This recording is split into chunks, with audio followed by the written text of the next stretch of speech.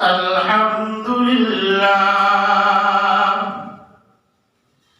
الحمد لله نحمده ونستعينه ونستغفره ونؤمن به ونتوكل عليه ونعوذ بالله من شرور أنفسنا ومن سيئات أعمالنا من يهده الله فلا مضل له ومن يضلله فلا هادي له ونشهد أن لا إله إلا الله وحده لا شريك له ونشهد أن سيدنا وسندنا ومولانا محمدا عبده ورسوله أما بعد فأعوذ بالله من الشيطان الرجيم بسم الله الرحمن الرحيم فخلف من بعدهم خلف أضاعوا الصلاة واتبعوا الشهوات فسوف يلقون غيا إلا من تاب وآمن وعمل عملا صالحا فأولئك يدخلون الجنة ولا يظلمون شيئا وقال تعالى في مقام آخر فخرج على قومه في زينته قال الذين يريدون الحياة الدنيا يا ليت لنا مثل ما أوتي قارون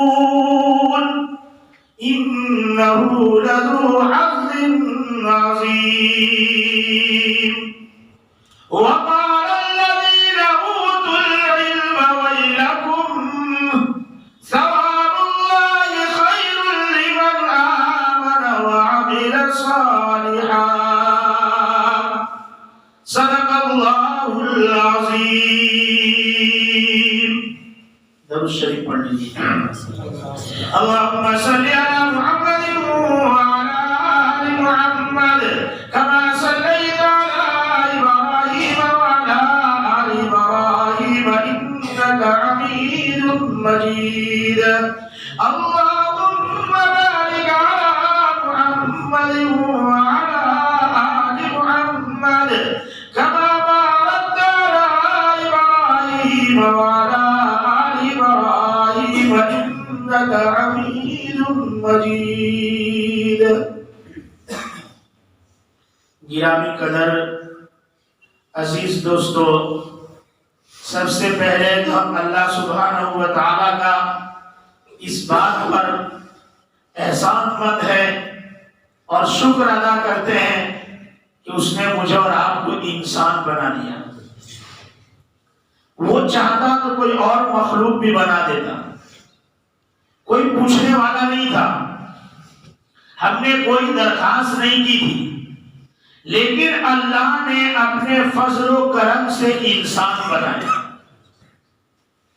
انسان بنانے کے ساتھ ساتھ اللہ تبارک و تعالیٰ نے مجھے اور آپ کو صحیح سالم بنایا.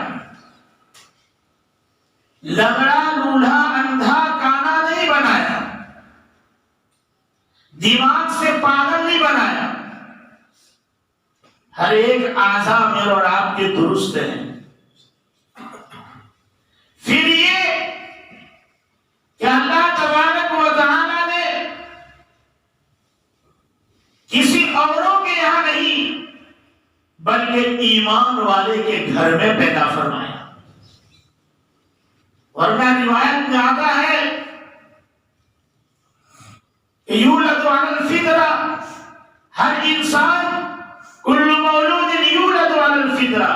ہر انسان فطرت پہ پیدا ہوتا ہے.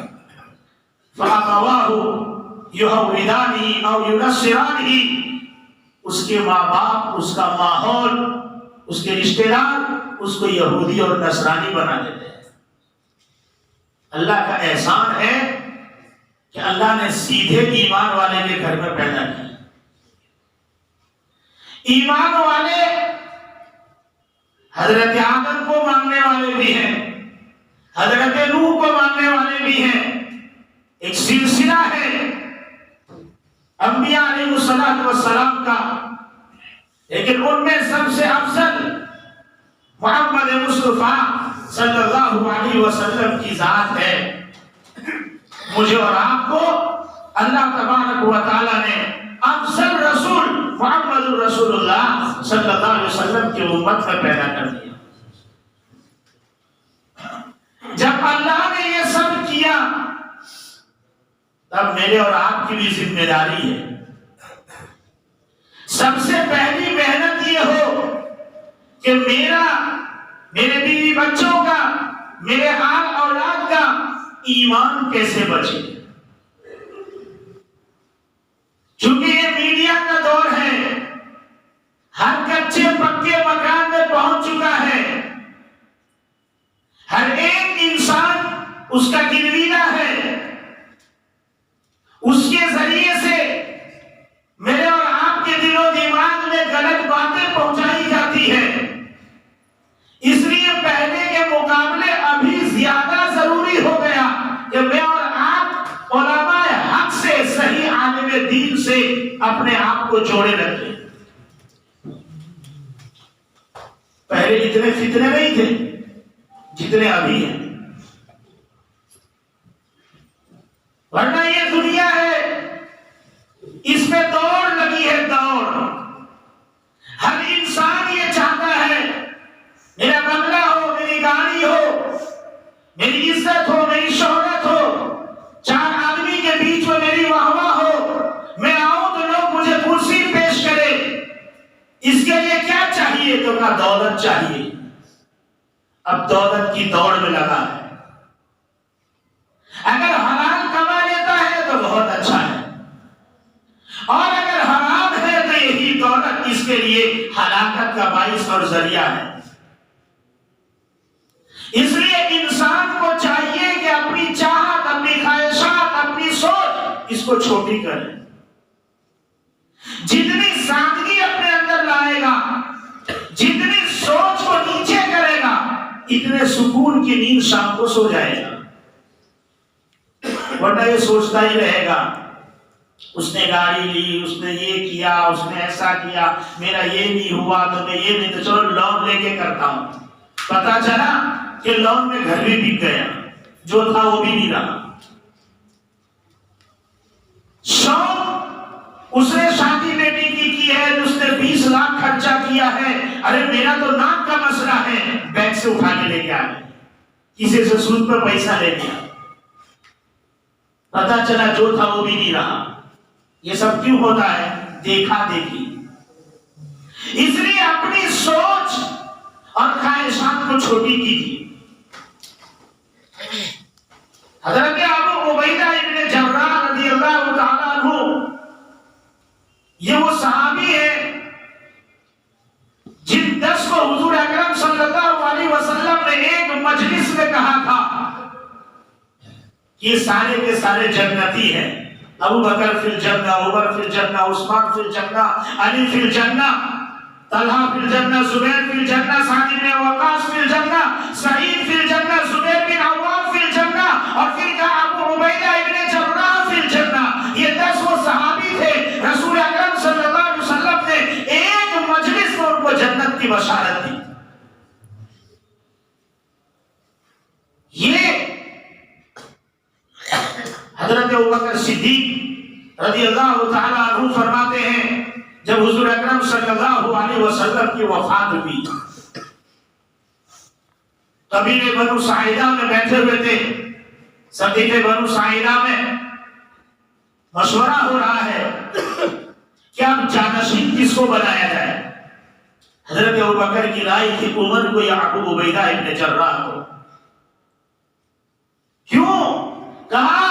حضور اکرم صلی اللہ علیہ وسلم نے فرمایا لِكُلِّ أُمَّةٍ أَمِينٌ وَأَمِينُ هَذِهِ الْأُمَّةِ ابو عبیدہ ابن جراح، ہر امت میں اللہ تبارک و تعالی ایک امین اور امانت دار انسان بھیجتا ہے، میری امت کا امانت دار ابو عبیدہ ابن جراح ہے۔ اصل میں ایک وفد آیا تھا، نبی کریم صلی اللہ علیہ وسلم سے فرمایا یا رسول اللہ، ہم جو ہے جزیہ اور ٹیکس کا پیسہ دینا چاہتے ہیں، اس کو لینے کے لیے کسی آدمی کو بھیجیے۔ رسول اکرم صلی اللہ علیہ وسلم نے فرمایا انشاءاللہ کل ایسے شخص کو بھیجوں گا جو امانت دار ہوگا۔ اب سارے صحابہ یہ سوچنے لگے کہ رسول نے کہا امانت دار، کس کو بھیجیں گے، کس کے نام کا فارم کھلے گا، کل کس کی قسمت جاگنے والی ہے۔ نبی کریم صلی اللہ علیہ وسلم نے حضرت ابو عبیدہ ابن جراح رضی اللہ تعالیٰ عنہ کو روانہ کیا۔ حضور اکرم صلی اللہ علیہ وسلم نے فرمایا اگر میں گرفت اور پکڑ کرنا چاہوں تو امت میں ہر ایک شخص کی پکڑ کر سکتا ہوں، سوائے ابو عبیدہ ابن جراح کی میں ان کی پکڑ نہیں کر سکتا۔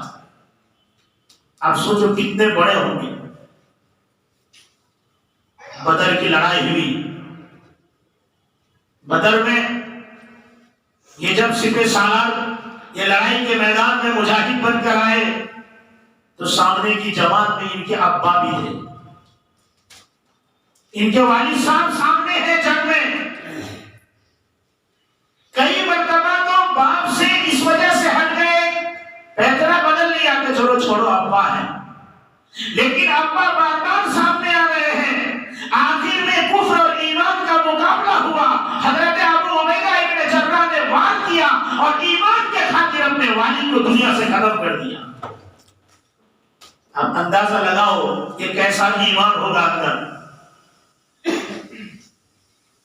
کیسا ایمان ہوگا اندر۔ سب سے آخری جنگ لڑی گئی رومیوں سے، جسے جنگ یرموک کہا جاتا ہے، اس جنگ کے سپہ سالار حضرت ابو عبیدہ ابن جراح رضی اللہ تعالیٰ عنہ تھے۔ ان کو حضرت عمر فاروق رضی اللہ تعالیٰ عنہ نے گورنر بنایا، ملک شام بھیجا۔ حضرت عمر فاروق رضی اللہ تعالیٰ عنہ کی عادت ہوتی جب کسی کو کوئی کام سونپتے تو ان کی نگرانی برابر کر دیتے۔ ایک موقع پر حضرت ابو ہریرہ رضی اللہ تعالیٰ عنہ کو باہر بھیجا، جب وہ لوٹ کر آنے لگے تو مدینہ کے اندر چھپ کے کھڑے رہے راستے پر کہ وہاں گیا ہے تو وہاں سے کہیں زیادہ مال تو لے کے ابو ہریرہ نہیں آ گیا۔ نگرانی کرتے تھے۔ اب آج اگر ہم نے تحقیق کر لیا کہ بھائی تمہارے پاس کس چیز کا یہ ہے، دیکھ ریکھ رکھتے ہو 20 سال سے، بتاؤ تمہارے پاس حساب، تم کون ہوتے ہو؟ کیا ہم امانت دار نہیں ہیں؟ نہیں، حق ہے بھائی، ذمہ دار بنے ہو تو حساب بھی دینا پڑے گا۔ ہر انسان کو ذمہ دار بننے کا شوق ہوتا ہے لیکن حساب دینے کا شوق نہیں ہوتا ہے۔ یہ حضرت ابو عبیدہ ابن جراح جو باپ کے مقابل آئے، نبی نے امانت دار کہا، حضرت ابوبکر صدیق کہہ رہے کہ میں ان کو جو ہے حضور صلی اللہ علیہ وسلم کا جانشین بنا دیتا۔ نبی فرما رہے ہیں کہ سب کی پکڑ ہو سکتی ہے لیکن ابو عبیدہ کی پکڑ نہیں ہو سکتی، اتنے بڑے شخص ہیں۔ جب ملک شام میں حضرت عمر فاروق رضی اللہ تعالیٰ عنہ کا جانا ہوا تو وہاں پہنچے، حضرت ابو عبیدہ ابن جراح رضی اللہ تعالیٰ عنہ سے ملاقات ہوئی تو فرمایا کہ آپ کا گھر دیکھنا چاہتا ہوں۔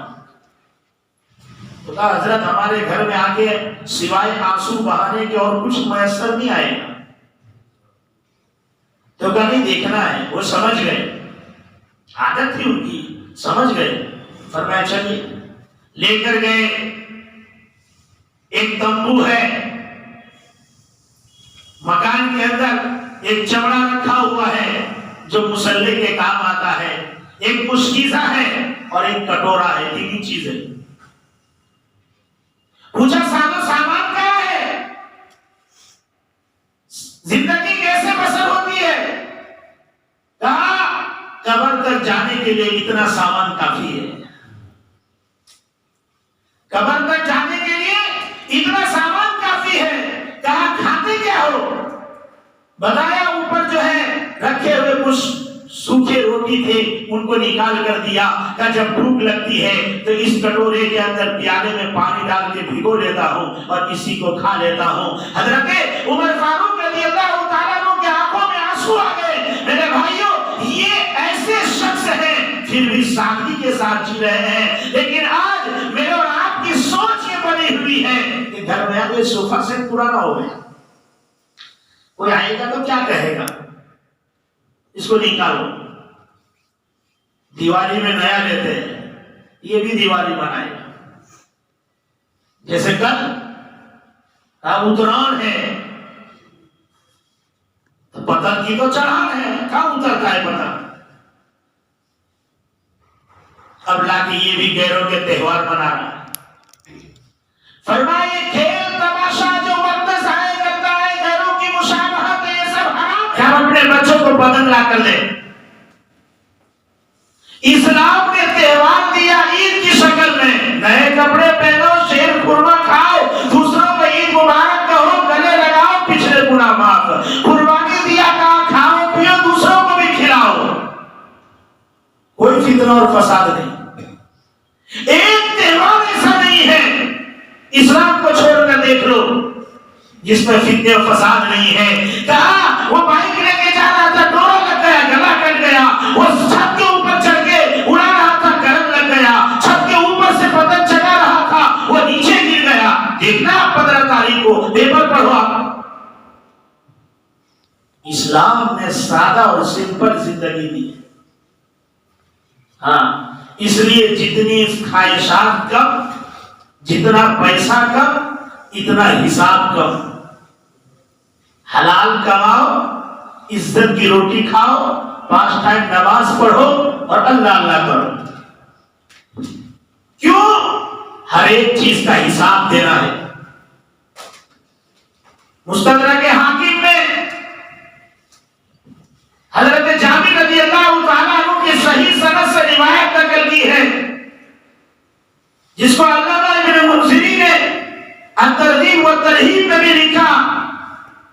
فرماتے نبی کریم صلی اللہ علیہ وسلم تشریف لائے، فرمایا ابھی ابھی جبرائیل علیہ السلام آئے تھے اور انہوں نے بتایا کہ پچھلی امت میں ایک شخص تھا، وہ اپنے اعزا و اقارب رشتہ داروں کو چھوڑ کر گھر سے باہر نکل گیا۔ ایک سمندر کے بیچ میں ٹیلا تھا، وہاں پہنچ گیا۔ اب چاروں طرف 4 فرسخ پانی ہی پانی ہے، وہاں کوئی انتظام نہیں ہے۔ اللہ تبارک و تعالیٰ نے وہاں انار کا پیڑ اگا دیا، پینے کے لیے سمندر کا پانی کھارا تھا، اللہ نے وہاں ایک چھوٹا سا چشمہ نکال دیا، اس پتھر کے اندر سے وہ پانی کو وہ پیتا تھا، میٹھا پانی، انار کھاتا پانی پیتا۔ 500 سال تک رہا، 500 سال تک عبادت کی، کوئی ریا، کوئی دکھلا، وہاں کوئی ہے ہی نہیں، کوئی سمعہ نہیں، صرف اللہ کے خاطر عبادت کی۔ 500 سال کے بعد اس کے موت کا جب وقت آیا، اس نے سجدہ کیا اور سجدے کی حالت میں اللہ تبارک و تعالیٰ نے اس کے روح کو قبض کر لیا۔ نبی کریم صلی اللہ علیہ وسلم فرماتے ہیں قیامت تک وہ سجدے کی حالت میں رہے گا، کسی انسان کی اور کسی کی وہاں تک رسائی نہیں ہوگی، قیامت تک وہ شخص سجدے میں رہے گا، کوئی نہیں پہنچ سکتا وہاں۔ ہاں، یہ تو ایک بہکاوی کی شکل ہے، خوب چلا ہے یوٹیوب پر، اور دھیرے دھیرے لوگ بھی اس کے مریدین بنتے جا رہے ہیں۔ ایمان کا سودا کہ شکیل بن حنیف، شکیل بن حنیف، شکیل بن حنیف، وہ کہہ رہا ہے کہ میں مہدی ہوں۔ ارے بھائی، مہدی جو ہے وہ مکہ مکرمہ میں ظاہر ہوگا، یہ ہندوستان میں کیسے ظاہر ہو گیا؟ مہدی کی ظہور کے بعد بھی انڈیا کی زمین پہ وہ آنے والے نہیں ہیں، مہدی انڈیا نہیں آنے والے۔ کہیں حدیث میں کوئی تذکرہ نہیں ہے کہ مہدی انڈیا آئیں گے، کہیں تذکرہ نہیں کہ عیسیٰ علیہ السلام انڈیا آئیں گے، لیکن کبھی غیر مقلد پیدا جو ہے وہ مرزا قادیانی پیدا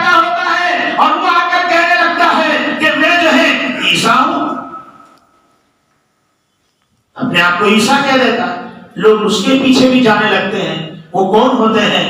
جو صرف مسلمان کے گھر میں پیدا ہوئے ہوتے ہیں, نہ انہیں قرآن کا علم ہے, نہ حدیث کا علم ہے, نہ علماء سے تعلق ہے, صرف جمعہ اور سیدھا عید ٹو عید آ گئے اور ٹوپی لگا لیا. نہ الگ تو شریف معلوم, نہ تحیات معلوم, نہ سورہ جو ہے کوئی سورت اس کو یاد, ان کو کسی نے بھی آ کر بہکا دیا, وہ بھاگ جاتا ہے.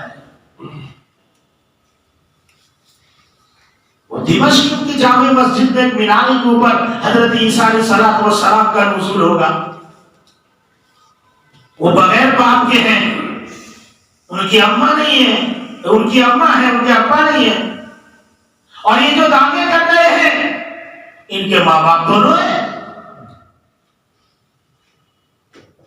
ماحول سے جڑیے, ماحول سے. اگر کوئی غلط آدمی آپ کے سامنے تشکیل شروع کرتا ہے, اسے کہیے کہ ہمارے امام صاحب ہیں, چلو ان کے سامنے ذرا بات کرنا, مجھے تو نہیں معلوم ہے, میں تو صرف اتنا جانتا ہوں اللہ ایک ہے, محمد رسول اللہ صلی اللہ علیہ وسلم ہمارے رسول ہے اور آخری نبی ہے, کوئی آنے والا نہیں. اب تو اتنا ہی جانتے ہیں. اس لیے جانا سمجھانا ہے تو مولانا صاحب کے پاس چلو.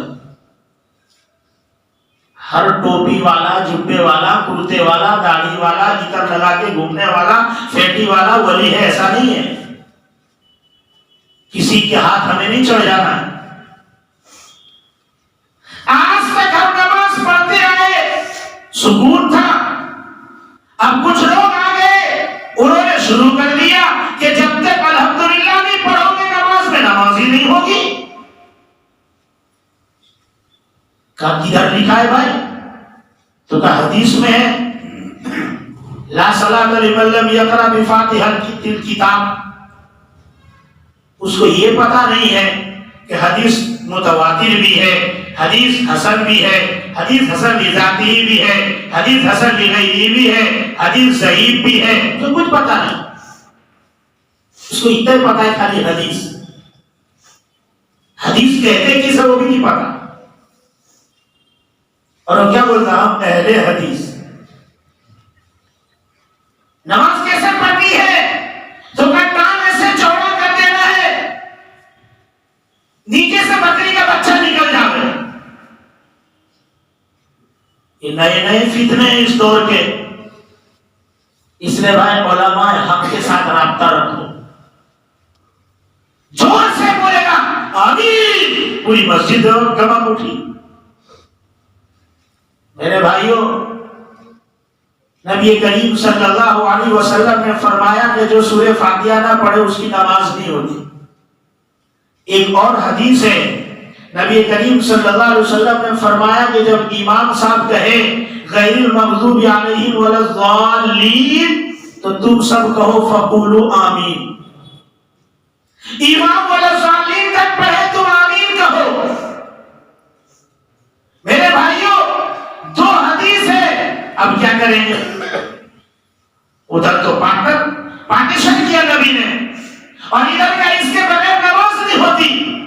تو کہا بھائی جہاں پارٹیشن والی بات ہے وہ امام کے ساتھ ہے. جب امام کے پیچھے پڑھو تو تم آمین کہو, امام تمہاری قیادت کرے گا, تم کیا کرو گے؟ وَإِذَا قُرِئَ الْقُرْآنُ فَاسْتَمِعُوا لَهُ وَأَنصِتُوا. جب قرآن پڑھا جائے تو غور سے سنو, چپ رہو. امام اور ظالم کہے تو آمین کہو, اور جب اکیلے نماز پڑھو تو سورہ فاتحہ پڑھو, اس کے بغیر نماز نہیں ہوگی. اب اس کو پتہ ہی نہیں ہے کہ دونوں روایت الگ الگ ہے. اب گھومتا پھر رہا, میں اہل حدیث, میں اہل حدیث. اس لیے صحیح لوگوں سے ملو, علماء حق سے رابطہ رکھو. اب پہلی رکعت ہے, اب نماز ایک رکعت میں 2 سجدے کیے تو اٹھنا ہے, تو بیٹھ جاتا ہے. اور حدیث میں ہے, اس کو کیا کہتے ہیں؟ کیونکہ اس کو جلسے استراحت کہتے, بیٹھ رہا ہے. نماز کو بیٹھانا کے لیے ہے, استراحت منا آرام. اور حدیث میں ہے نبی کریم صلی اللہ علیہ وسلم کی عمر مبارک جب زیادہ ہو گئی تو اس وقت بیٹھتے وقت حضور تھوڑا دھیرے سے اٹھتے تھے, بیٹھتے نہیں تھے. نماز میں کوئی جگہ ایسی سبحان ربی الاعلیٰ، کھڑے ہوئے تو ثنا ہے، فاتحہ ہے، قرات ہے، اٹھے تو سمی اللہ لمن حمدہ ہے، سبحان ربی العظیم ہے، قاعدے میں بیٹھے تو تحیات ہے، درود شریف ہے، دعائے معصورہ، کہیں خالی نہیں ہے۔ اس کو پوچھو کہ تو پہلی رکعت میں جو تو بیٹھا تو بیچ میں کوئی دعا ہے کہیں؟ بولے ایسا تو نہیں ہے، تو بیٹھا کیوں؟ یہ ایک قسم کے نئے نئے فتنے کھڑے ہو رہے ہیں۔ اس لیے بھائی اس وقت زیادہ چوکنا رہنے کی ضرورت ہے۔ نبی کریم صلی اللہ علیہ وسلم نے فرمایا کہ پچھلے امتوں میں 72 تھے، میری امت میں 73 فرقے ہو جائیں گے، اور ہر کوئی دعویٰ کرے گا کہ ہم سچے ہیں، لیکن سچا وہی ہوگا جو میرے صحابہ اور خلفائے راشدین کے طور و طریق پر ہوگا۔ میرے بھائیوں، اس لیے ضروری ہے کہ انسان صحیح علم بھی حاصل کرے۔ تو یہ شخص 500 سال تک سجدے میں رہا، وہی رہے گا قیامت تک۔ نبی کریم صلی اللہ علیہ وسلم فرماتے ہیں، جبرائیل علیہ السلام نے فرمایا کہ جب یہ اللہ کے حضور پہنچے گا، اللہ تبارک و تعالی فرمائیں گے میرے فضل سے اسے جنت میں بھیج دو۔ وہ کہے گا لا نہیں اللہ ربی بیعملی، ربی بیعملی، میرے عمل کی وجہ سے مجھے جنت چاہیے۔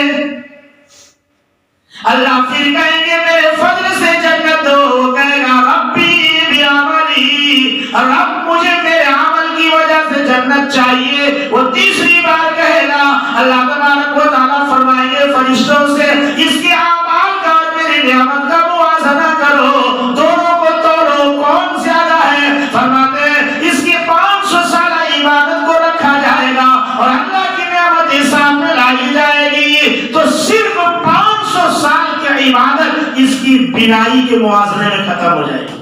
یہ جو آنکھ کی روشنی کی ہے اسی میں ختم۔ اب کان ہے، پیر ہے، ہاتھ ہے، اب کیا کرے گا؟ تو کچھ ہے ہی نہیں۔ اس نے کہا میرے عمل کی وجہ سے چاہیے، تو کہا تجھے تو میں نے یہ نعمت تھی، اس کی قیمت اتنی ہے۔ اعلان ہوگا اسے گھسیٹ کر جہنم میں لے جایا جائے گا، فرشتے گھسیٹیں گے جہنم کی طرف لے جایا جائے گا، یہ چیخے گا، چلائے گا، اب کہے گا اللہ اپنے فضل سے جنت عطا فرما، اپنے فضل سے جنت عطا فرما۔ اللہ فرمائیں گے ٹھہرو بھائی، اب یہ کہہ رہا ہے کہ مجھے اپنے فضل سے، اب اس کو پھر دوبارہ جنت کی طرف لے جایا جائے گا۔ یہ دل میں سوچے گا 500 سال عبادت کیا، نہ اس میں ریا تھا، نہ کوئی دکھاوا تھا، نہ کوئی بڑائی تھی، پھر بھی اس میں کچھ بھی نہیں، اس کی کوئی حیثیت نہیں۔ جب وہ یہ سوچے گا، اللہ تبارک و تعالیٰ علیم بذات الصدور ہے، سینوں کے بھیدوں کو جانتا ہے۔ انسان ابھی سوچنے سے پہلے اللہ کو اس کا علم ہو جاتا ہے۔ اللہ فرشتے سے فرمائیں گے اسے جہنم کی طرف لے جاؤ اور اس کے اور جہنم کے بیچ میں 500 سال کی دوری رکھو، 500 سال آپ چلے، اتنے دور میں جہنم سے اس کو کھڑا کر دو۔ وہ جہنم سے 500 سال کی مسافت پر کھڑا رہے گا، اس کو پیاس لگ جائے گی، تپش سے 500 سال کی دوری سے پیاس لگے گی، اب پیاس سے پریشان ہو جائے گا۔ اب یہ فرشتے سے کہے گا پانی چاہیے، فرشتے کہیں گے پانی یہاں مفت میں نہیں ملتا، یہاں تو بھائی قیمت چاہیے۔ تو کہا قیمت کیا؟ تو کہا 500 سال کی عبادت۔ تو کہے گا ہے میرے پاس، لے لے۔ ایک کٹورا پانی پینے کے لیے 500 سال کی عبادت دے دے گا۔ اب جب یہ پی لے گا، اللہ فرمائیں گے کہ تو کہہ رہا تھا کہ 500 سال کی عبادت ہے، میں نے تجھے 500 سال میٹھا پانی پلایا، بتا اس کا تیرے پاس کیا عوض ہے؟ میرے بھائیوں، اللہ نے کیسی کیسی نعمت دی ہے مجھے اور آپ کو۔ کہ میں آپ کو کوئی قصہ بزرگوں کا، بڑوں کا، چھوٹوں کا نہیں سنا رہا ہوں، میں آپ کو حضور صلی اللہ علیہ وسلم کی باتیں بتا رہا ہوں۔ ہاں، حضرت عتبہ بن غزوان روایت نقل کرتے ہیں، ایک موقع پر فرمایا کہ دنیا کی حیثیت ایسے ہی ہے جیسے انسان پلیٹ میں سے کھا کر اٹھتا ہے تو تھوڑا بہت ادھر ادھر لگا رہ جائے پھر اس کو جمع کرتا ہے، اس کی جو حیثیت ہے وہی اس دنیا کی حیثیت ہے۔ ہاں، میں اور آپ تو بھی جو ہے وہ راہ چلتے مسافر ہے، ہماری منزل تو آخرت ہے۔ فرمایا جیسے پانی پی لے پورا تو ایک آدھ قطرہ اندر رہ جاتا ہے، انسان وہ قطرے کو بھی ٹپکاتا ہے، ٹھیک اسی طریقے سے دنیا ہے دنیا۔ فرمایا بھائی تیاری کرو، اللہ تعالیٰ نے جہنم بنائی ہے اور اتنی گہری ہے، اتنی گہرائی ہے اس کی، اوپر سے اگر ایک چیز کو نیچے پھینکا جائے تو 70 سال 70 سال میں نیچے تک پہنچے گا۔ اس جہنم کی اتنی گہرائی ہے، سوچو۔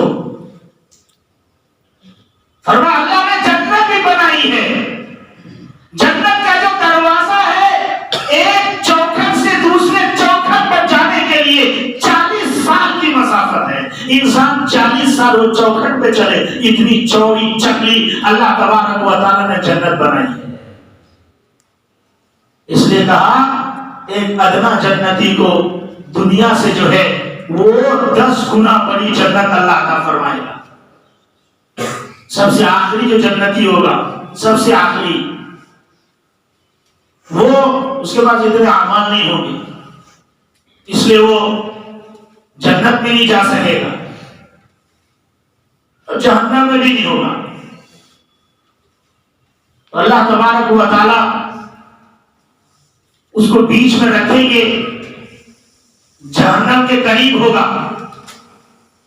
تو اللہ سے وہ کہے گا کہ اللہ یہ جہنمی چلیں گے، تو وہ چیخیں گے، چلائیں گے، کیونکہ جہنم خود جو ہے وہ بھڑکے گی۔ تکاد تمیز من الغیظ، مارے غصے کے جہنم بھڑک رہی ہوگی۔ کلما القی فیہا فوج، جب جب بھی اس میں کسی جواب کو ڈالا جائے گا، ان سے پوچھا جائے گا کیا کوئی تمہیں ڈرانے والا نہیں آیا تھا؟ وہ کہیں گے کیوں نہیں، ہمیں ڈرانے والے آئے تھے، بلا آئے تھے، لیکن ہم نے کہا تو ایسے ہی ہے، یہ تو بولتے رہتے ہیں۔ میرے بھائیوں،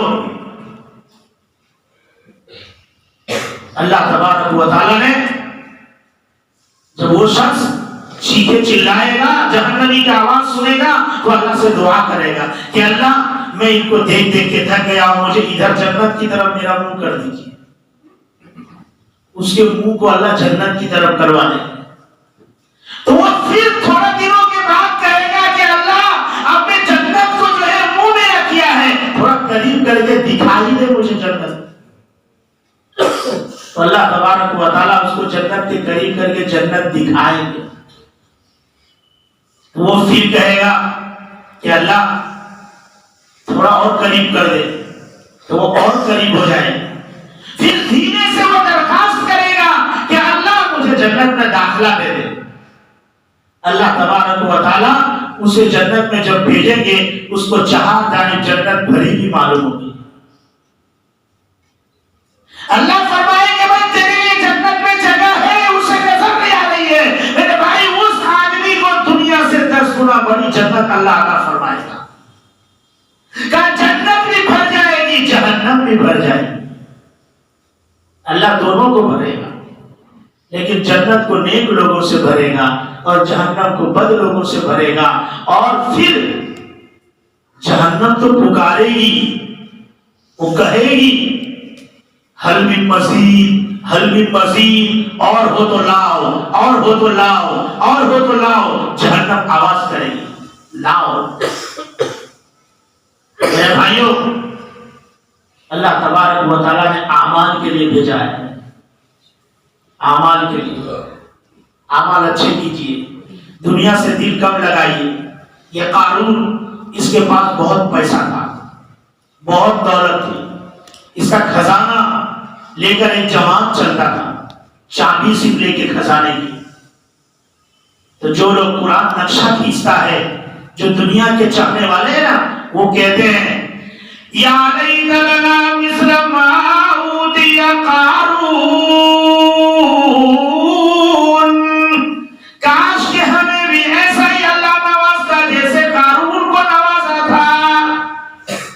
ہاں، کچھ لوگ ہوتے ہیں دولت مندوں کو دیکھ کر لاکھ ٹپکاتے ہیں، ان کو 3 بار سلام کرتے ہیں، اس کے سر میں درد ہو تو خبر پوچھنے دوڑتے ہیں، اس کو 4 بار پوچھیں گے ارے آپ نظر نہیں آ رہے تھے.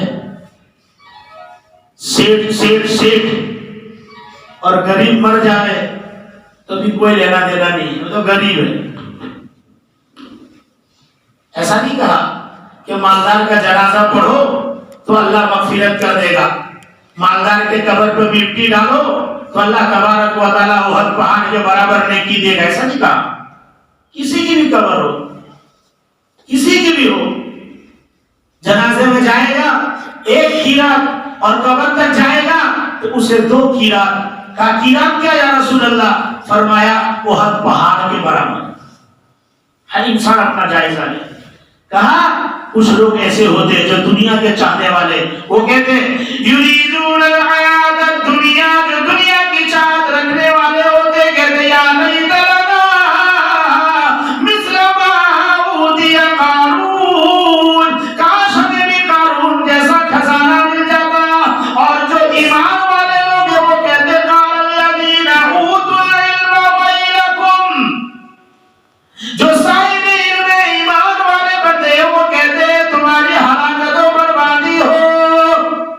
ثواب لمن آمن وعمل صالحا، ایمان والے اور عمل صالحہ والوں کے لیے تو اللہ کے پاس بہت اچھا بدلہ ہے.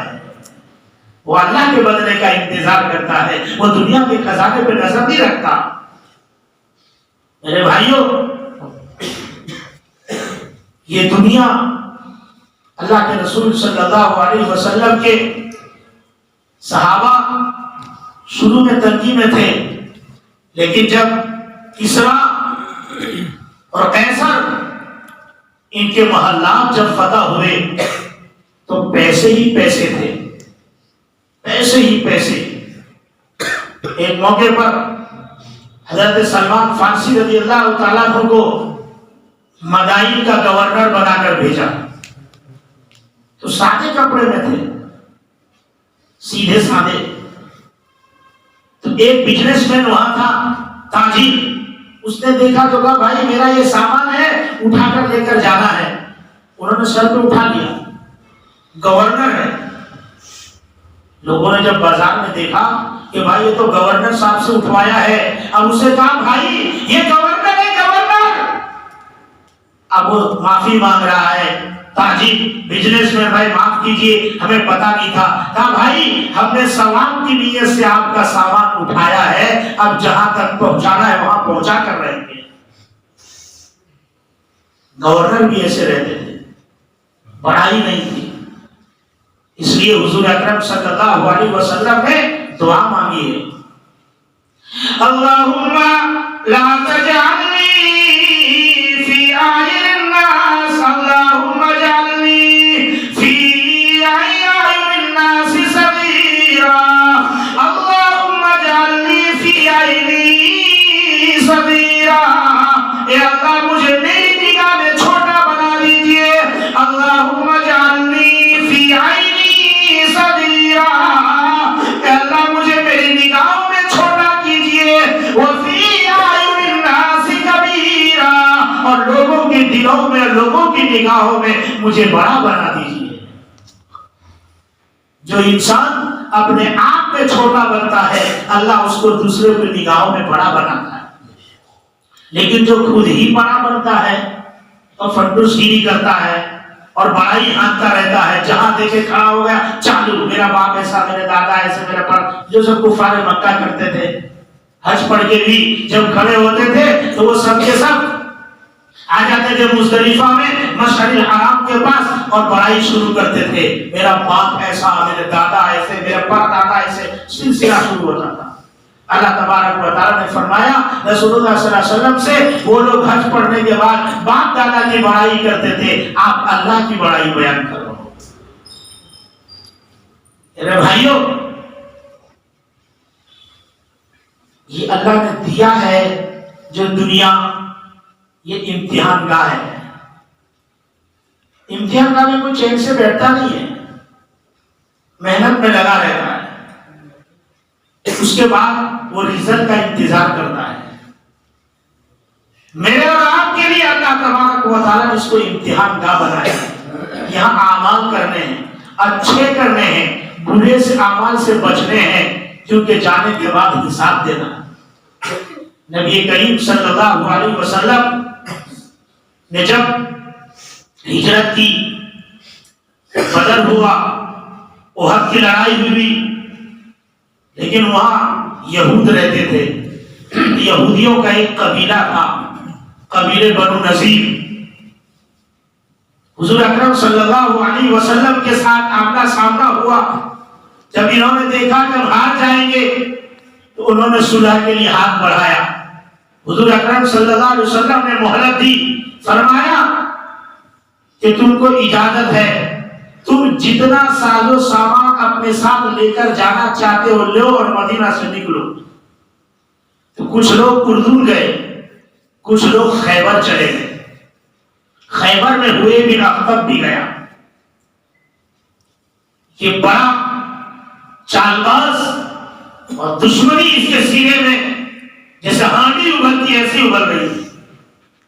یہ خیبر سے 40 لوگوں کو لے کر مکہ آیا اور مکہ والوں کو ورگلایا، تیار کیا کہ تمہیں بدر میں مارا ہے، تمہیں انہوں نے اس طرح لوٹا ہے، اس لیے چلو سب کے سب ان کو ہمیں ختم کر دینا ہے۔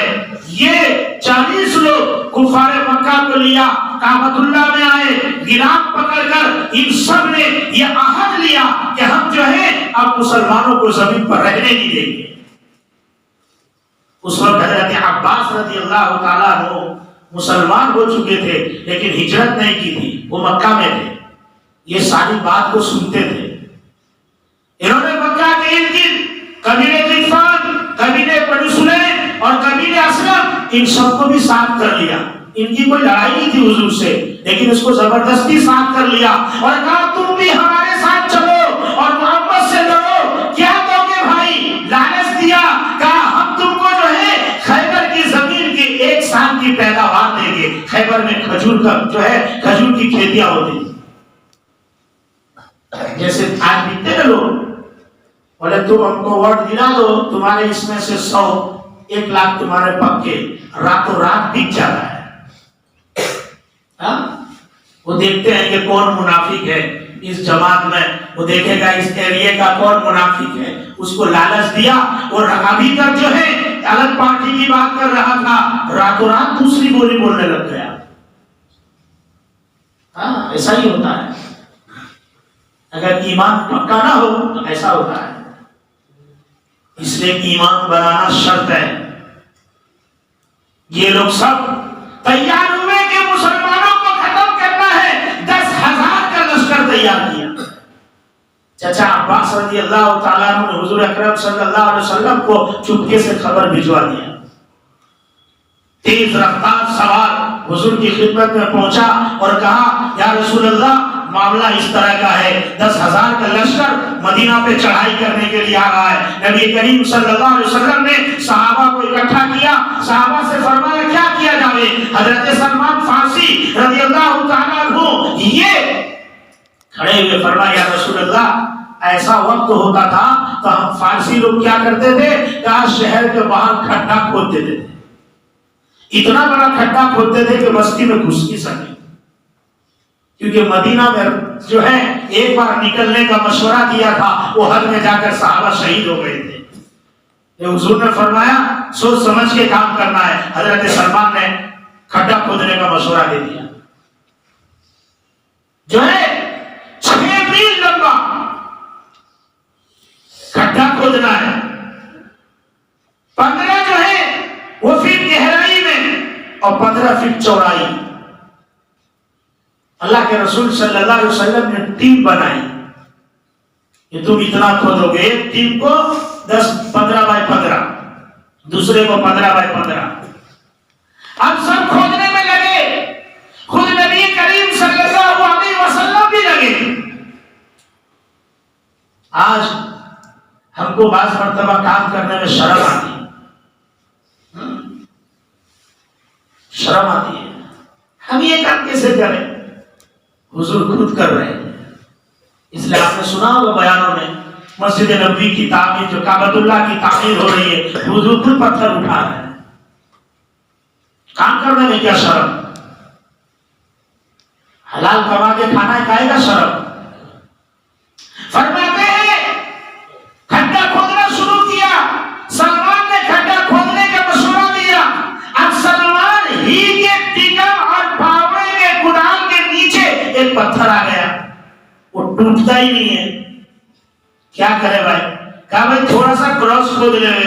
کہا نہیں، حضور نے لکیر کھینچی تھی اپنے ہاتھ سے، تمہیں اتنا، تمہیں اتنا۔ کہا نبی نے جو کہا ہے ویسا ہم ٹیڑھا نہیں کر سکتے،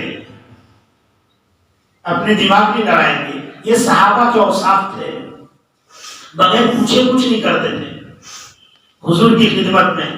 کچھ پوچھتے اللہ کے رسول صلی اللہ علیہ وسلم تو سیدھے کہہ دیتے اللہ و رسولہ اعلم، اللہ اس کا رسول بہتر جانتا ہے۔ لیکن آج جس کو الحمدللہ پڑھنا نہیں آتا صحیح سے، اس کو بھی مسئلہ پوچھو تو بولے مجھے معلوم ہے، بتا دے گا آپ کو، وہ فوراً بولے گا۔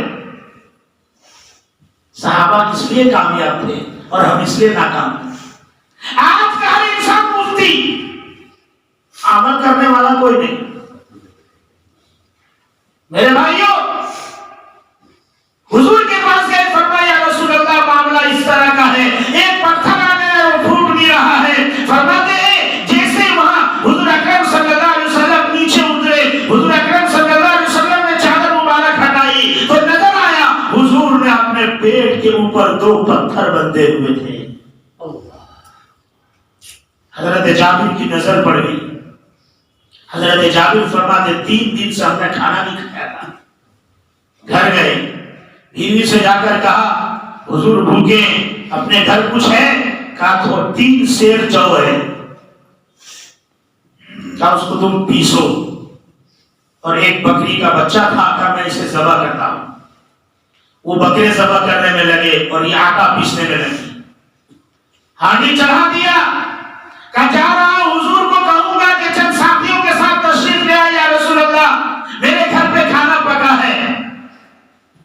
حضور اکرم صلی اللہ علیہ وسلم نے فرمایا کیا پکا ہے؟ اس طرح کا معاملہ ہے۔ حضور نے خندق میں اعلان کر دیا، فرمایا کہ چلو بھائی، جابر نے ہماری دعوت کی ہے۔ اب سب جا رہے ہیں، حضرت جابر گھبرا گئے کہ اتنے سارے لوگ کیسے کھائیں گے۔ گھر گئے، تیزی سے پہنچے، بیوی سے کہا پتا ہے حضور تو سب کو لے کر آ رہے ہیں۔ کہا آپ نے بتا دیا تھا کہ کھانا کتنا تھا؟ کہا میں نے بتا دیا تھا۔ کہا پھر ہم کو کوئی ٹینشن لینے کی ضرورت نہیں ہے، جب آپ نے نبی کو بتا دیا ہے تو اب نبی کے حوالے، ہم کو کوئی فکر کرنے کی ضرورت نہیں۔ ہماری بیویاں ہو، 5 کی دعوت ہو، 10 کو لے کے آ جاؤ، دیکھو پھر دیکھو کیا صلوات شروع ہوتے ہیں۔ تم کو بولنا تھا پہلے سے 10 ہے، عقل نہیں ہے تمہارے پاس، اب شروع